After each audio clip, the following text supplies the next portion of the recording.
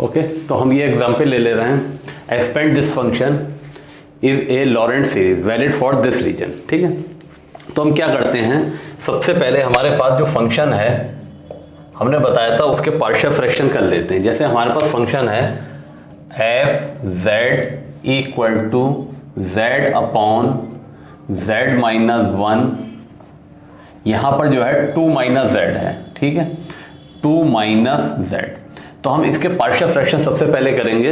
इसमें से हम माइनस का कॉमन ले लेंगे, जेड माइनस 2 कर लेंगे और इसके पार्शियल फ्रैक्शन जो होके आएंगे वो 1 अपॉन जेड माइनस 1 माइनस का 2 upon z minus 2।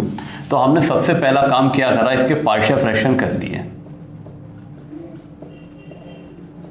Taylor series निकालना है या लॉरेंट सीरीज निकालना हमें कोई फर्क नहीं पड़ता, दोनों का प्रोसेस सेम है, ऑटोमेटिकली अपने आप आ जाती है। ठीक है, अगर उसमें ऐसा लिखा है लॉरेंट सीरीज निकालना तो जरूरी नहीं है कि हम लॉरेंट सीरीज निकालने की कोशिश कर रहे हैं, या टेलर सीरीज लिखा है टेलर सीरीज निकालने की कोशिश कर रहे हैं, ये अपने आप आ जाती है, हमें इसको देखने की जरूरत नहीं होती है। ठीक, इसमें मेन चीज जो होती है डिपेंड करता है हमारा रीजन क्या है। हमारे पास जो रीजन है वो हमें दे रखा है z माइनस 1 का मॉड जो है वो ग्रेटर देन 1 है। हमने जब भी बताया था अगर उसका सेंटर ओरिजिन पर है तो ठीक है, ओरिजिन के अलावा है जैसे यहाँ पर 1 पर है तो हम इसको क्या करते हैं t मान लेते हैं।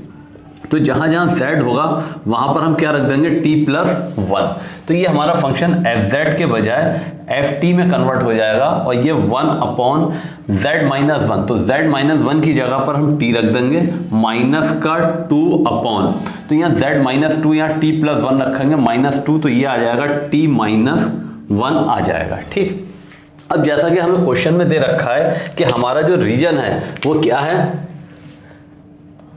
mod of z minus 1 is greater than 1 है। ठीक है, इसका मतलब ये हुआ t जो होगा वो ग्रेटर देन 1 होगा।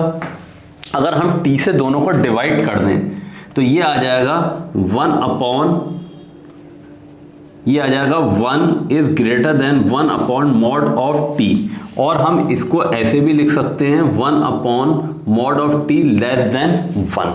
हमने बताया था जो भी हमें रीजन दे रखा है, रीजन कन्वर्जेंस का दे रखा है, उसमें हमें क्या करना है, लेस देन 1 की कंडीशन बनाना है हर हाल में। ठीक है, तो लेस देन 1 की कंडीशन क्या होगी कि इसको डिवाइड करने पर ही बन रही है। अगर हम इसको डायरेक्ट ले लेते हैं तो ये ग्रेटर देन 1 हो जाएगा, क्योंकि हम यहाँ पर क्या करते हैं, बाइनोमियल थ्योरम से इसको एक्सपेंड करते हैं। तो बाइनोमियल थ्योरम का जो स्टेटमेंट होता है वो क्या होता है, 1 minus x to the power minus 1 plus x square and so on. ये वैलिड तभी होता है जब mod of x less than 1 हो। तो हमें जब बाइनोमियली इसको एक्सपेंड करना है तो हमें ये ध्यान रखना पड़ेगा जो यहाँ हम x बना रहे हैं वो लेस देन 1 होना चाहिए।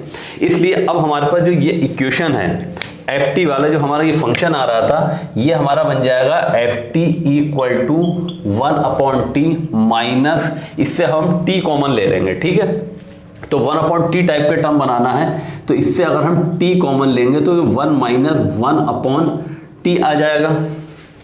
इसको हम लिख सकते हैं ft equal to 1 upon t minus 2 upon t।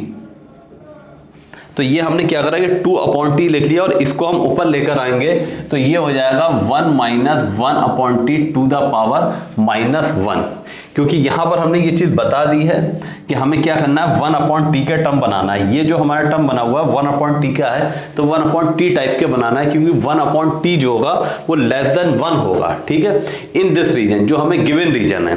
अब हम इसको बाइनोमियल थ्योरम से एक्सपेंड कर लेंगे तो ये 1 अपॉन टी माइनस का 2 अपॉन टी, ये आ जाएगा 1 plus 1 upon T plus 1 upon T square and so on. X की जगह 1 अपॉन टी, और सारे टर्म हमारे क्या है, पॉजिटिव आ रहे हैं, और एक्स की जगह हमने जस्ट यहाँ पर 1 अपॉन टी पुट कर दिया है। इसको हम थोड़ा सा अगर सिंप्लीफाई कर लेंगे तो 1 अपॉन टी माइनस का अंदर मल्टीप्लाई 1 अपॉन टी से कर दो, 2 कॉमन ले लिया, 1 अपॉन टी से करेंगे तो 1 upon T plus 1 upon T square plus 1 upon T cube and so on आ जाएगा। ठीक है, तो वापस हमारे पास फंक्शन हम एफ लेकर आएंगे। तो हमें क्या करना है, t की जगह पर हम क्या रख दें, z माइनस 1 रख दें, तो ये हो जाएगा 1 अपॉन z माइनस 1 माइनस का 2 1 upon z minus 1 plus 1 upon z minus 1 का whole square plus 1 upon z minus 1 का whole cube and so on.